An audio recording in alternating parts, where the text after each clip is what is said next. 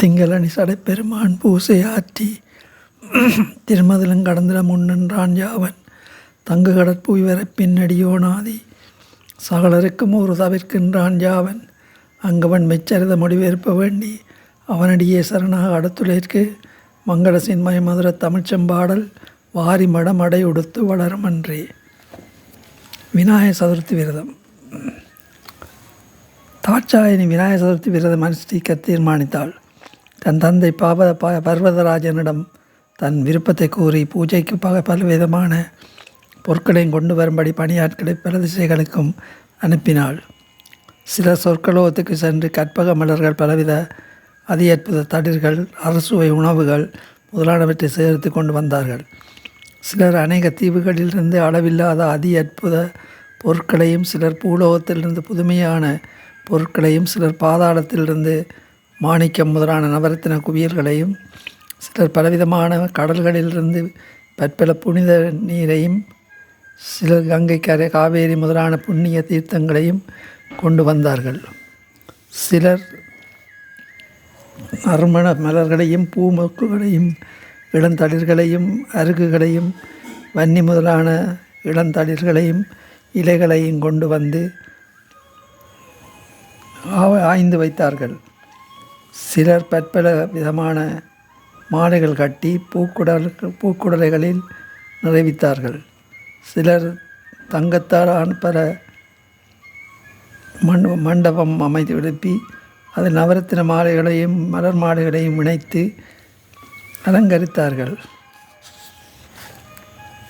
சிலர் தூண்களில் வாழை, கமுகு, கரும்பு முதலானவற்றை நிலைநிறுத்தி அவற்றின் உச்சியில் தாழை, நாரத்தை முதலானவற்றின் குலைகளை கட்டி பலவிதமான பலவர்க்கங்களையும் மாலையாக தொடுத்து தொங்கவிட்டார்கள்.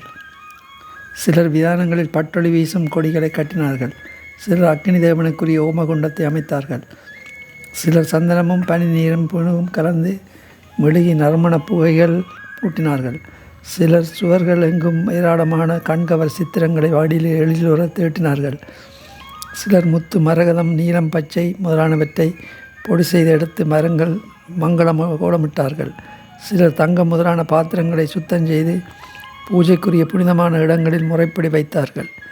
மகேஸ்வரியான பார்வதி தெய்வகங்கையில் நீராடி பொலிவர பூஜா மண்டபத்திற்கு வந்து தூய திருவெண்ணீர் பூசி ருத்ராட்சம் முதலானவற்றை தரித்து சிரசு முதல் பாதம் வரை நியாசம் செய்து ஆசமனம் செய்து பிரணாயாமத்திலிருந்து பூத சுத்தி முதலானவற்றையும் செய்து சங்கற்பம் கூறி கிரமப்படி பூஜை செய்கிறானாள். அதன்பின் பார்வதி சங்கற்பம் கூறிய பிறகு சந்தன மரத்தால் செய்த வேதிகை ஒன்றை வைத்து அதன் மீது அரிசியை பரப்பிய ஒரு பொன்னாடையை பிரித்து அதன் மீது இலை சுற்றி நீர் நிரம்பி ஒரு பொற்கும்பத்தை நிலைநிறுத்தினார்கள்.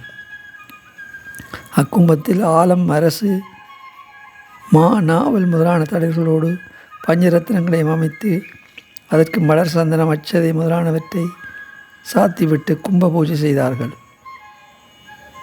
இவ்வாறு பார்வதி கும்ப பூஜை செய்வித்துவிட்டு அக்கும்பத்திற்கு மேற்கில் சந்திரமிட்டு அதன் மீது தங்கம், மண் என்பவற்றால் செய்த 2 மூர்த்திகளில் சொர்ணமூர்த்தி எழுந்தருளச் செய்தாள்.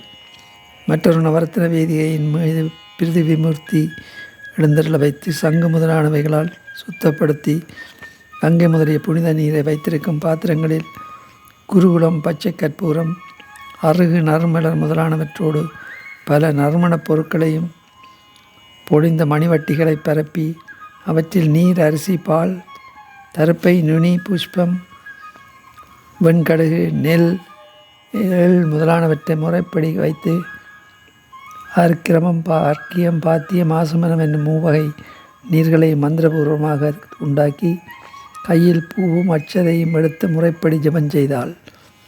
இவ்வாறு பார்வதி பூஜைகள் அனைத்தையும் நடத்திய பிறகு ஒரு புறமாக இருந்து முறைப்படி நியாசம், தியானம் முதலானவற்றை செய்து 1 மாதம் வரை ஆகாரம் நித்திரையின்றி விரதம் அனுஷ்டித்து பிறகு கடைசி நாளில் முன்போலவே எல்லா பூஜைகளையும் இயற்றி தர்ப்பணம், ஹோமம் முதலானவற்றை முறையாக நடத்தினாள். அலங்காரமான பந்தலின் கீழ் சாமரை, குடை முதலான சின்னங்கள் பொலிவுற அநேக வாத்தியங்கள் முழங்க வெண்பொங்கல், பாலா, அன்னம், சர்க்கரை சாதம், தயிர்ச்சோறு, மிளகுச்சோறு, கடுகோதனம், வில்லோதனம் முதலான சித்திர அன்னங்களையும் பூசணிக்காய் முதலான குழம்பு வகைகளையும் கறி வகைகளையும் பருப்பு புட்டுமா பொரி முதலானவைகளையும் பலவித சுண்டல்களையும் வெள்ளை பச்சரிசியையும் வறுத்து பருப்பையும் எள்ளு ஏலம் தேங்காய் சர்க்கரை பயறு முதலானவற்றை கலந்து செய்த உருண்டைகளையும் பல வகை மோதகங்களையும் அப்பம் அடை வடை பிட்டு லட்டு பணியாரம் முறுக்கு தேன்குழல் முதலானவற்றையும் வெள்ளரிக்காய் பலாச்சுளை மாங்கனி வாழைப்பழம் முதலான காய்கனிகளை நெய் பால் தேன் மோர் தயிர் முதலான அமுதங்களையும் இளநீர் கரும்புச்சாறு சர்க்கரை பாகு முதலானவற்றையும் மந்திரபூர்வமாக நிவேதனம் செய்தார். அர்க்கிய பாத்தியம் முதலானவற்றை கொடுத்து சந்தனம் அகில் கருங்காலி அர்ச்சனம் வில்வம் என்னும் பஞ்ச தூபங்களும் கொடுத்து குடதீபம் முதலான பலவித தீபங்களை காட்டி குடை கண்ணாடி தாமரை விசிறி கொடி ஆலவட்டம் முதலான சின்னங்களையும் வழங்கினாள். கணானந்துவா என்ற மந்திரத்தை சொல்லி மலர் சாத்தி சீயசாத மந்திரம் சொல்லி கற்பூர நீராஞ்சனம் காட்டி பிரதட்சணம் செய்து பாதங்களில் விழுந்து வணங்கினாள். அன்னதானம் வஸ்திரதானம் முதலான சோடச தானங்களையும் வழங்கினாள்.